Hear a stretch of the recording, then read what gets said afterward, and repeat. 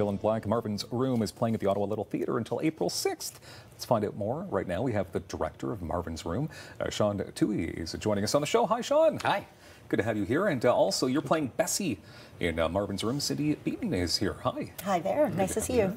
It's a pleasure to have you both on the show. And Ottawa Little Theatre doing great things in our community, Shaun, for quite some time now. 1913. 1913. Yeah. The 106th season. Is my math right? I think so. Yeah. It's the oldest, the oldest established community theater on the continent.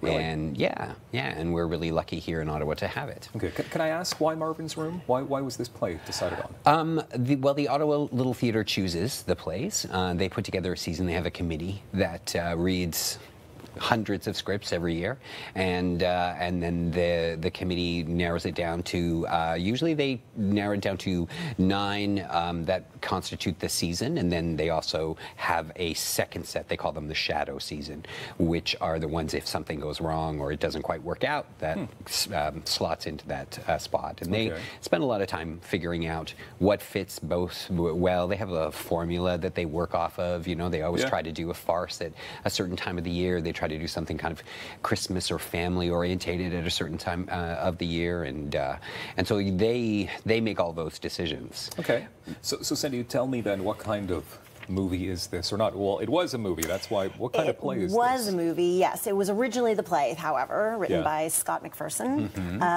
and the late '80s, early '90s, and then it became a movie '96 with Meryl Streep and Diane Keaton and Leonardo DiCaprio. Young Leonardo. Yes. Before he really made it on the scene. Correct? Yeah, that's right.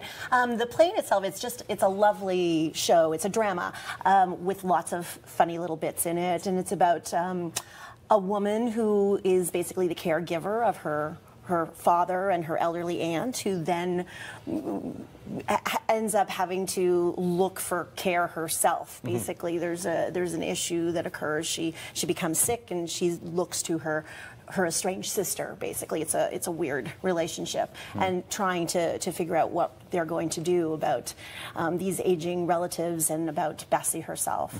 That's part of it. There's lots of other things that happen, but so I can imagine then you've obviously watched the movie from '96. And I haven't. You haven't? No. Okay, so is that he has? I haven't. Actually, I don't remember if I have. No. I think I have. I don't like to watch shows that I'm going to be in, because I don't like to base off somebody else's performance, what I'm going to do. Especially when you have these legendary actors, actresses, and that would be too nerve-wracking. Are you kidding? No. I'm sure you do it justice. Well, thank you. I didn't really know it. I think I have seen the movie, but it was from the early '90s, and I barely remember yesterday.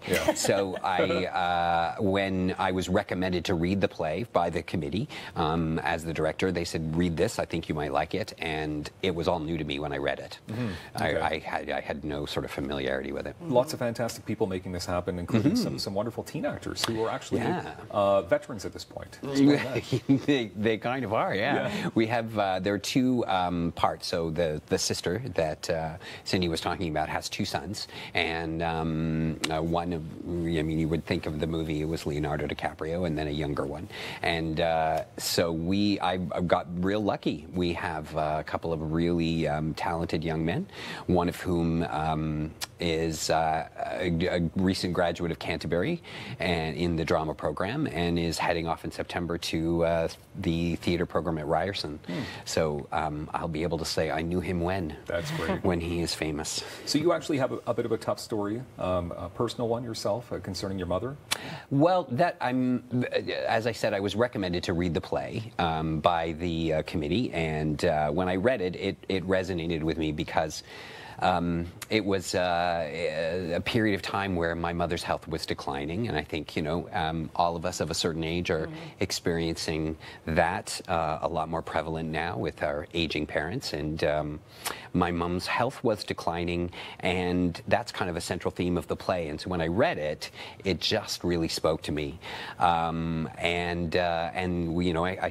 signed on to direct it, and we began the planning process, and we had the auditions, and then 4 days later she passed. And so this process has been, at the same time directing it, going through it in my own personal life with my siblings and sort of dealing with her declining health, and then you know, difficult. The house and all the stuff that you deal with. We it's been a cathartic process. It's been something that's really helped me through that. Just under 30 seconds left here. Cindy, best way to get tickets at this point? You can go online at ottawalittletheatre.ca and you can order online. They also, the box office, you can call the box office. They'll be glad to help you out there. Of course. And the Ottawa Little Theatre, of course, lots of great stuff lined up. Your 2019, ottawalittletheatre.com for more details. But Marvin's Room is playing until April 6th. Thank you very much, Shaun and Cindy. We appreciate Thank you. Thanks. More daytime coming up in moments on Rogers TV.